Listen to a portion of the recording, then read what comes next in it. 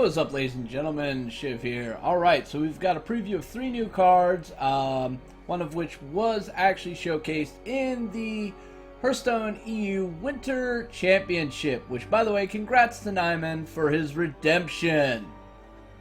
Awesome. Alright, so let's get to these 3 cards. We've got 1 spell, 2 minions. Yes, one of them's the forbidden card that I didn't get to cover last week because it literally came out like 2 hours after I posted my video. Fuck you, Blizzard. Alright, so first up we've got Forbidden Healing. Yes, the card that I missed. It's a Paladin heal. Basically, you play this, and whatever mana you got, you get double that back in heal. You also can't do anything else that turn, so how good is this card? Well, depends on when you play it. Now, if you play this at the beginning of your turn, to try to, buffer back, it's absolutely horrible. If you use this to fill up some excess mana you have left over, let's say, it's turn 10, you play a 6-drop. If you opt not to go for the token, you can get 8 health back right there, okay? Not horribly bad. Not horribly bad at all. You could also use this with a Wild Pyromancer. Bam! Get yourself a nice little AoE and heal back to the face. Sure, why not? But all in all, giant heal spells similar to this, historically in card games, have always been a giant tempo loss and have never really worked out overly well. You look at Reno Jackson, while it does have some pretty interesting limitations to it, inevitably are a little bit stronger because you get a 4/6 body. This you get jack shit on, but this you can play at any point in the curve or use it to fill out your the play in that turn in order to maximize your total amount of mana used. So yeah, there is some value here, but overly not that great. But it could actually work out pretty good, especially with cards like Antique Healbot going out of the mix. So yeah, definitely it's an interesting card, but I don't really know how overly valuable this is going to be yet. Alright, next up we have Infested Tauren. Okay, so it's a Tauren warrior that got corrupted and then increased its mana cost by 1 and changed its ability altogether. It's still a taunt, it's still fucking 2/3. But now it comes with Death Rattle and summons a 2/2 slime. Now, I've already seen some pro players make the commentary as like, oh, this falls short of the mark of being a replacement for Sludge Belcher. This is garbage. Yeah, okay. I don't think this was ever meant to be a replacement to Sludge Belcher, ladies and gentlemen.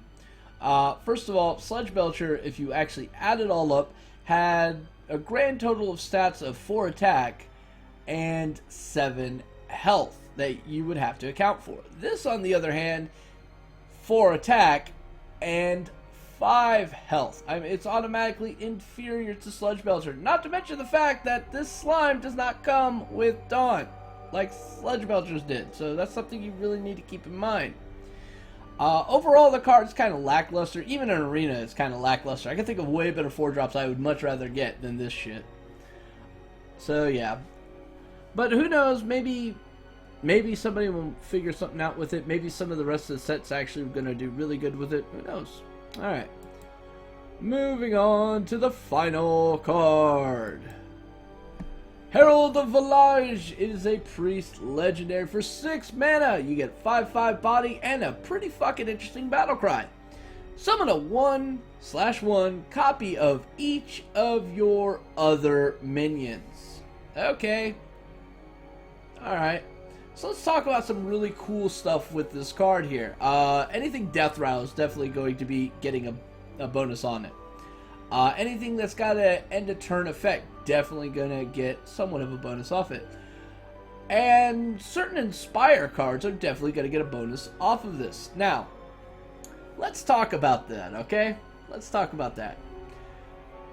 Alright, so we're going to start with end of turn effects. First one I'm going to put out there is going to be Ysera. Obviously, Ysera is a huge one. To get with this, you're going to get 2 cards off of it. Not overly bad. And, you know, because dream cards are pretty fucking powerful, being able to get 2 at the same time is pretty fucking good. Another end of turn effect is with Ragnaros, though not very much seen when it comes to Priest. It does occasionally pop up, so, you know, double Rag. Yeah, sure, one's really, really small, but the other one, you know, is really, really big. So you can kind of run that gambit in between the sizes, and thus always have one that avoids the big game hunter.